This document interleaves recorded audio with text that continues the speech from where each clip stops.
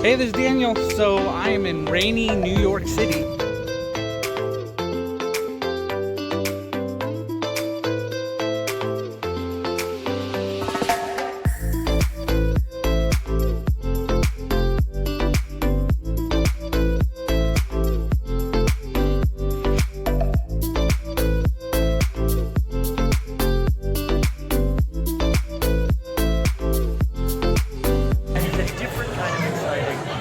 Just to me,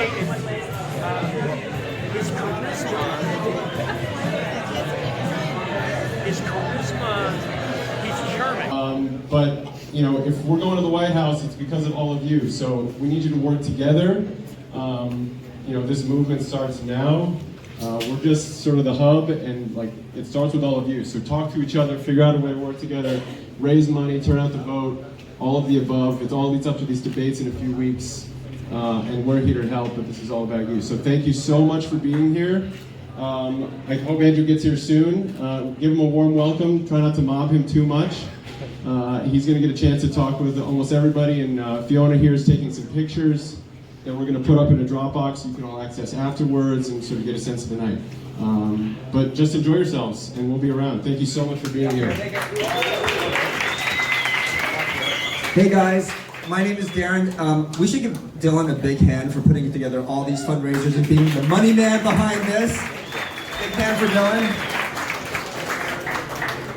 The campaign needs you. You guys here tonight are a huge support and a huge encouragement, okay? The media was blown away. The media was blown away because it was raining and was pouring, but yet no one was leaving, right? Give yourselves a round of applause. You did not leave. You took a stand. All right? You took a stand because we're all here tonight because of the same thing, right? I've been chatting with people, and I hear you guys talking, and what do we hear? Same story as me, which is I have not been interested in politics for the last 20 years, right? No interest, because they kind of say all the same things, and they fight each other, and they're really divisive, and no one's really scratching the itch. No one's really addressing the pain, right? And when Andrew, who I've known for decades, called me up and said, hey Darren, I'm running for president, the first thing I thought was, you're crazy, right? And then the second thing is, I want to help, right? You're my friend.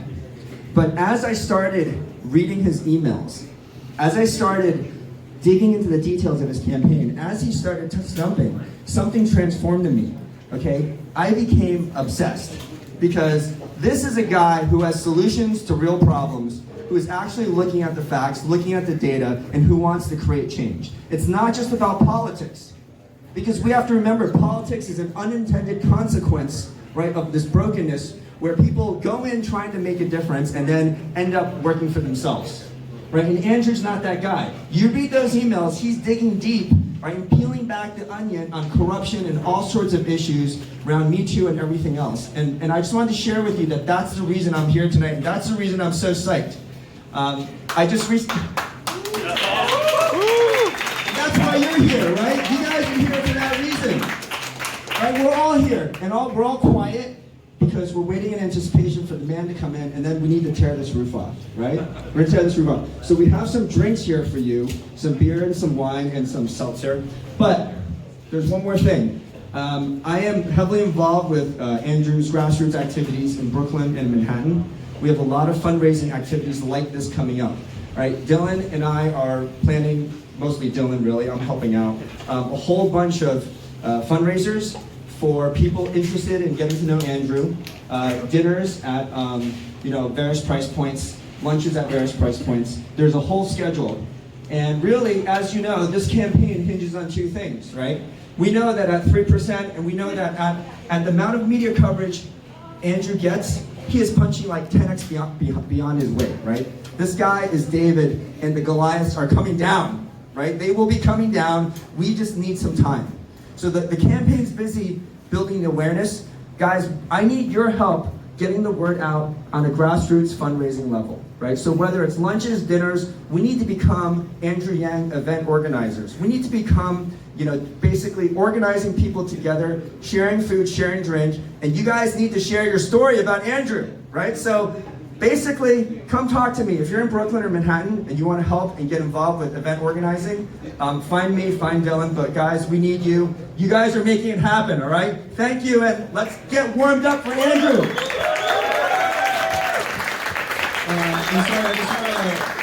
I'd like to recognize this man from the stage. Dan Marchand is a former mayor of Portsmouth and a gubernatorial candidate from New Hampshire. He's helping run our operation up there in New Hampshire, and we are rising the polls super fast. He's all over the state putting together a great operation. He just wanted to say hi one more time, so give it up for Dan Marchand. Thank you. Very briefly, thank you guys, those of you that were out there tonight in the rain.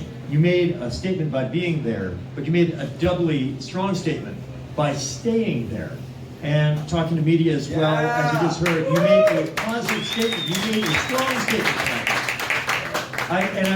I double down as somebody who's run for statewide office, has been a mayor. The fundraising element, you can have great ideas, you can have a tremendous candidate, and we got both of those. You can have great organizers on the ground, and I'd like to think you got some of those too now. But the money is the fuel. And it's not the sexiest message, but it's the truest one. I can tell you that firsthand.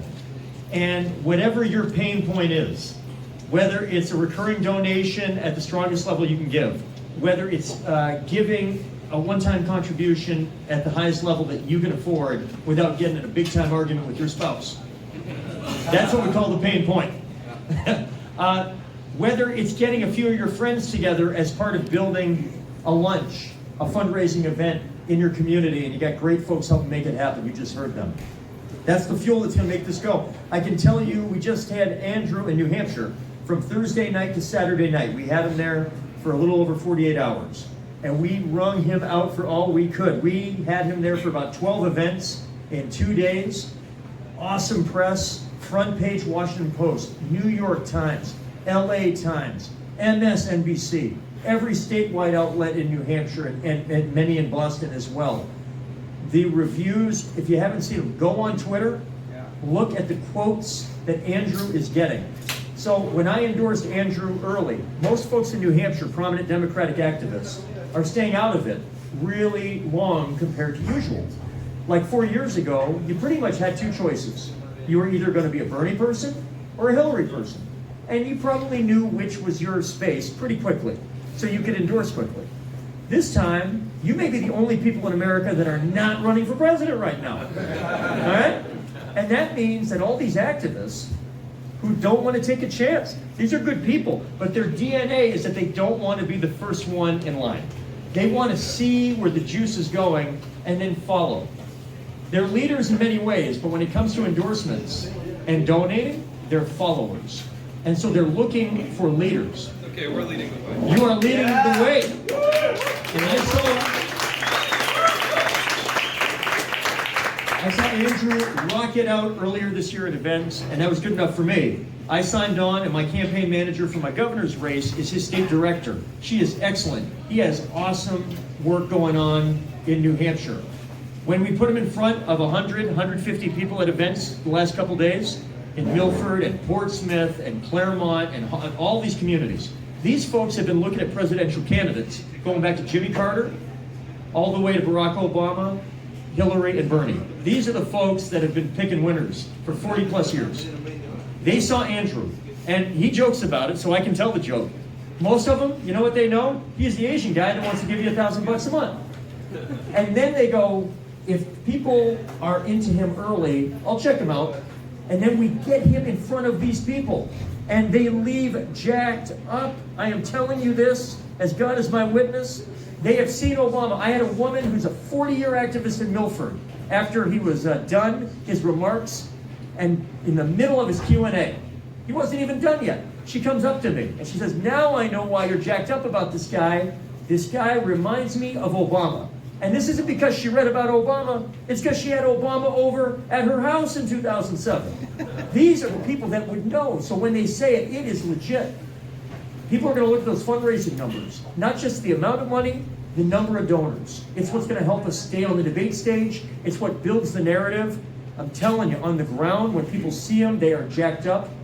The money we raise doubles down on that and allows us to amplify an outstanding candidate. So thank you guys for being here tonight. If you want to talk New Hampshire, I'll be around too. I love talking about New Hampshire. Thank you, Steve. And let's rock and roll. Thanks, guys.